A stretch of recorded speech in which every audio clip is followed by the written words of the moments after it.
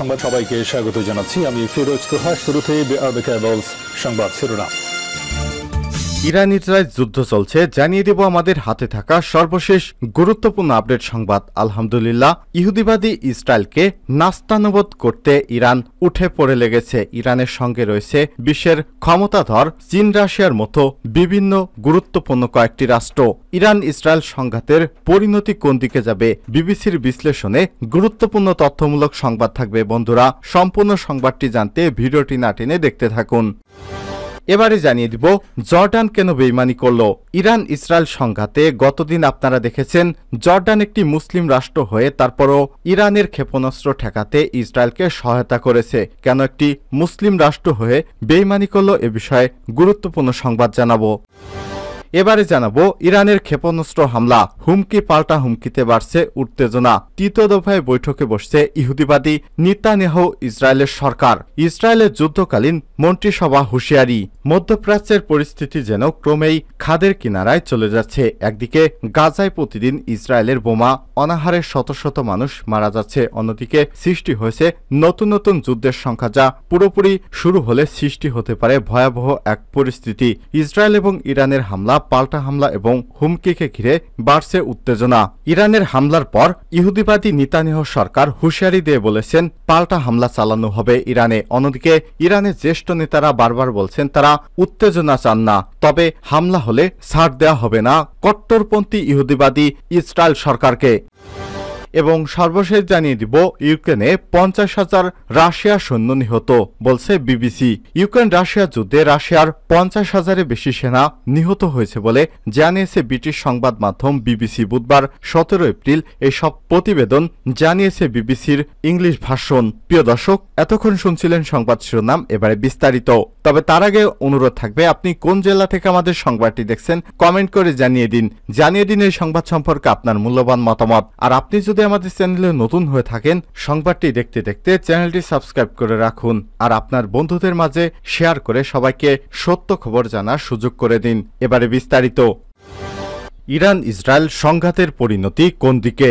Iran এবং ইসরায়েলের মধ্যে চলমান সংঘাতের পরিণতি কি হতে পারে তা এখনও অনেকটাই নির্ভর করছে ইসরায়েল ঠিক কিভাবে শনিবার রাতে হামলা চালানোর জবাব দেয় তার উপর। এমনটাই মন্তব্য করেছে বিবিসির নিরাপত্তা সংবাদদাতা ফ্রাঙ্ক গার্ডনার। তার মতে মধ্যপ্রাচ্য এবং বিশ্বের অন্যত্র বহু দেশই কিন্তু এই পরিস্থিতিতে সংযম দেখানোর আহ্বান জানাচ্ছে। এর মধ্যে এমন অনেক দেশও আছে যারা ইরানের সরকারকে ঘোরতর অপছন্দ করে, কিন্তু এখন তারাও চাচ্ছে ইসরায়েল যেন নতুন করে এই হামলার জবাব দিতে না যায়। অন্যদিকে ইরানের মনোভাবটা অনেকটাই এই ধরনের, অ্যাকাউন্ট সেটেলড, মানে শোধ হয়ে গেছে, বিষয়টার এখানেই ইতি টানলেই ভালো হয়। তবে হ্যাঁ, তা যদি আবার আমাদের বিরুদ্ধে পাল্টা আঘাত হানতে যাও, সেক্ষেত্রে আমরা কিন্তু অনেক বেশি শক্তিশালী হামলা চালাবো, এমনটা হুঁশিয়ারি দিয়েছে ইরান ইহুদিবাদী নেতানিয়াহু সরকারকে, যেটা প্রতিহত করা তোমাদের সাধ্যে কুলাবে না। ইরানের মানসিকতা ব্যাখ্যা করে এভাবে জানাচ্ছেন ফ্রাঙ্ক গার্ডনার। গার্ডনার মনে করছেন ইসরায়েলের ওয়ার ক্যাবিনেট বা যুদ্ধ সংক্রান্ত মন্ত্রিসভা ইরানের এই প্রত্যক্ষ হামলার কোনো জবাব না দিয়ে হাত গুটিয়ে থাকবে। এই সম্ভাবনা আসলে খুবই ক্ষীণ। তাহলে ইসরায়েলের সামনে এখন কি কি রাস্তা খোলা আছে? প্রথমত হতে পারে তারা এই অঞ্চলে তাদের প্রতিবেশীদের কথায় আমলে নেবে এবং একটা স্ট্র্যাটেজিক পেশেন্স বা কৌশলগত ধৈর্য প্রদর্শনের রাস্তায় হাঁটবে। দ্বিতীয়ত, ইরান যে ধরনের হামলা চালিয়েছে, ইসরায়েলও দূরপাল্লার ক্ষেপণাস্ত্র দিয়ে পাল্টা ঠিক ওই ধরনের হামলা চালাতে পারে, যার নির্দিষ্ট লক্ষ্য হবে ইরানের সেই মিসাইল ঘাঁটিগুলো যেখান থেকে শনিবার রাতে হামলা চালানো হয়েছিল। তৃতীয় পথ হতে পারে ইসরায়েল যুদ্ধের উত্তেজনা বাড়ানোর চেষ্টায় আরও এক ধাপ এগিয়ে গেল এবং ইরান যেভাবে হামলা চালিয়েছে তার চেয়ে অনেক শক্তিশালী পাল্টা হামলা চালালো। কিন্তু ইরান ইসরায়েল সংঘাতের পরিণতি শেষ পর্যন্ত কোন দিকে যায় তা যেহেতু কোনো একটি পক্ষের উপর নির্ভর করছে না, তাই আপাতত সারা দুনিয়াকেই পরিস্থিতির উপর সতর্ক নজর রাখতে হবে। জর্ডান কেন বেইমানি করল? ইরানে কনসুলেটে ইসরায়েলের হামলার পর ইসরায়েলকে লক্ষ্য করে যখন ইরান ড্রোন এবং ক্ষেপণাস্ত্র হামলা করে, তখন বেশিরভাগ আরব দেশই ইরানের পক্ষ নিলেও জর্ডান ইসরায়েলের পক্ষ নেয়। জর্ডানের ওপর দিয়ে যাওয়ার সময় ধ্বংস করে দেওয়া হয় ইরানের ক্ষেপণাস্ত্রগুলো। এতে খোদ জর্ডানই শুরু হয়েছে সরকার বিরোধী বিক্ষোভ। জর্ডানের সরকারকে ওই দেশের সাধারণ জনগণ ক্ষমতা থেকে পদত্যাগের অনুরোধ করেছে, কিন্তু স্রোতের বিপরীতে গিয়ে কেন জর্ডান এই ইসরায়েলপন্থী পদক্ষেপ নিল বিগত বছরগুলোতে ধীরে ধীরে ফিলিস্তিন আরব বিশ্বের মতবাদ থেকে সরে এসেছে ফিলিস্তিন। গত বছরের 5ই নভেম্বর জর্ডানের রাজা দ্বিতীয় আবদুল্লাহ গাজায় জর্ডানের হাসপাতালে চিকিৎসা সহায়তা পাঠাতে সফল হয়েছে বলে মন্তব্য দেন। কিন্তু এদিকে ইসরায়েলের দিকে ছোড়া ইরানের ক্ষেপণাস্ত্র আটকাতে সক্রিয় হয়ে ওঠে জর্ডানের বিমান বাহিনী। জর্ডান সরকার এক বিবৃতিতে বলেছে, আত্মরক্ষার জন্য এই উদ্যোগ নেওয়া হয়েছে। এগুলো ইরানের ড্রোন এবং ক্ষেপণাস্ত্র আমাদের জনগণ এবং জনবহুল এলাকার জন্য হুমকি স্বরূপ ছিল।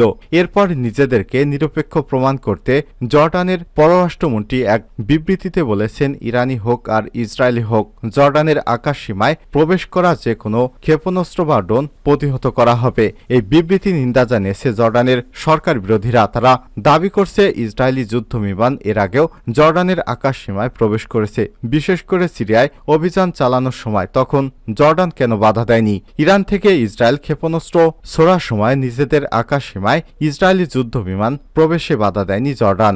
ইসরায়েলের চ্যানেল 12 জানিয়েছে, ইসরায়েলি যুদ্ধ বিমান জর্ডান এবং সিরিয়ার আকাশ সীমায় প্রবেশ করে এবং সেখান থেকে ছোড়া ক্ষেপণাস্ত্র ও ড্রোন ধ্বংস করে। এমনকি ইসরায়েলি যুদ্ধ বিমানের পাশাপাশি তাদের মিত্র যুক্তরাষ্ট্রের যুদ্ধ বিমানও এক্ষেত্রে জর্ডানের আকাশ সীমায় প্রবেশ করে থাকতে পারে।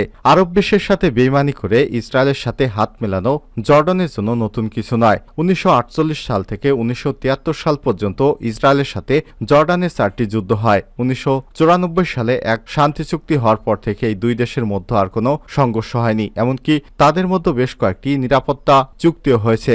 জর্ডানের জনসংখ্যার একটি বড় অংশ ফিলিস্তিনি, তাদের বংশধর। 1948 সালে ইসরায়েল রাষ্ট্র প্রতিষ্ঠার পর এসব ফিলিস্তিনি ভূমিহীন হয়ে পড়ে এবং জর্ডানে আশ্রয় নেয়। ইসরায়েলের সাথে সম্পর্ক ভালো হয়ে আসার সুবাদে 1970 সালে একবার ফিলিস্তিনিদের উৎখাতের চেষ্টাও করে জর্ডান। সে সময় ইসরায়েল এবং যুক্তরাষ্ট্রের সমর্থন নিয়ে প্রায় 15,000 ফিলিস্তিনিদের হত্যার কারণ হয়ে দাঁড়ায় তৎকালীন জর্ডানের রাজা হুসেইন বিন তালাল। যুক্তরাষ্ট্র এবং যুক্তরাজ্য এবং ফ্রান্সের কয়েকটি সামরিক ঘাঁটি রয়েছে জর্ডানে। সেখান থেকে তারা নিয়মিত ইসরায়েলকে সহায়তা করে থাকে এবং সিরিয়া, ইরাক, লেবানন, ইরানে ইত্যাদি আড়িপাতার কাজ করে। জর্ডানে এমন বেইমানিতে চুপ করে নেই ইরান। ইরানের সামরিক বাহিনী এক সূত্রের বরাত দিয়ে দেশটির সংবাদ সংস্থা মেহর জানায়, জর্ডানের গতিবিধি পর্যবেক্ষণ করবে ইরান। যদি তারা ইসরায়েলের সাথে হাত মেলায় তবে জর্ডান হয়ে উঠবে ইরানের পরবর্তী টার্গেট। ইরানের ক্ষেপণাস্ত্র হামলা, হুমকি পাল্টা হুমকিতে বাড়ছে উত্তেজনা। এদিকে তৃতীয় দফার বৈঠকে বসছে ইহুদিবাদী ইসরায়েল। মধ্যপ্রাচ্যের পরিস্থিতি যেন ক্রমেই খাদের কিনারে চলে যাচ্ছে। একদিকে গাজায় প্রতিদিন ইসরায়েলের বোমা অনাহারে শত শত কোটি মানুষ মারা যাচ্ছে, অন্যদিকে সৃষ্টি হয়েছে নতুন যুদ্ধের সংখ্যা, যা পুরোপুরি শুরু হলে সৃষ্টি হতে পারে ভয়াবহ এক পরিস্থিতি। ইসরায়েল এবং ইরানের হামলা, পাল্টা হামলা এবং হুমকি ঘিরে বাড়ছে উত্তেজনা। ইরানের হামলা ঘিরে তৃতীয় দফার বৈঠক করে ইসরায়েলের যুদ্ধ চলাকালীন মন্ত্রিসভা। এরই মধ্যে ইসরায়েলের সেনাপ্রধানের হুঁশিয়ারি দিয়ে বলেছেন পাল্টা হামলা চালানো হবে। অন্যদিকে ইরানের জ্যেষ্ঠ নেতারা বারবার বলছেন তারা উত্তেজনা চান না, তবে হামলা হলে এবার আর তারা ছাড় দিবে না। মাত্র 12 সেকেন্ডে এবার তারা প্রতিশোধ নেবে। ইসরায়েলের এক কর্মকর্তা গতকাল মঙ্গলবার রয়টার্সকে জানিয়েছে তিনি 3 দিনের মধ্যে তৃতীয়বারের মতো বৈঠকে বসতে যাচ্ছেন যুদ্ধকালীন মন্ত্রিসভা।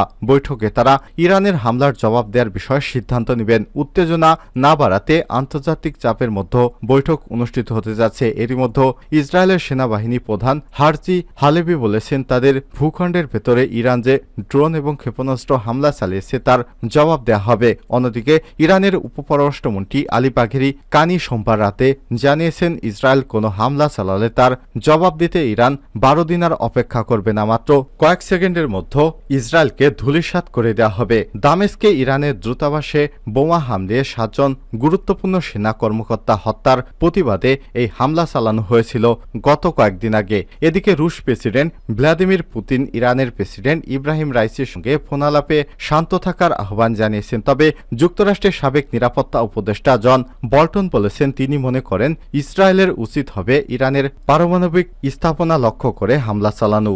জেরুজালেম থেকে বিবিসির লাইসি ডউসিট জানান ইরানের হামলা ইসরায়েলের নেতা এবং সাধারণ মানুষকে নজিরবিহীন দ্বিধাদ্বন্দ্বের মধ্যে ফেলেছে। পরে কি পদক্ষেপ নেওয়া হবে তা নিয়ে নানা মতানৈক্য রয়েছে। জেরুজালেমের হিব্রু বিশ্ববিদ্যালয়ের এক জরিপে দেখা গিয়েছে 74% ইসরায়েলি মনে করেন আঞ্চলিক এবং বৈশ্বিক মিত্রদের সঙ্গে সম্পর্ক খারাপ হলে ইসরায়েলের উচিত হবে ইরানে পাল্টা হামলা থেকে বিরত থাকা।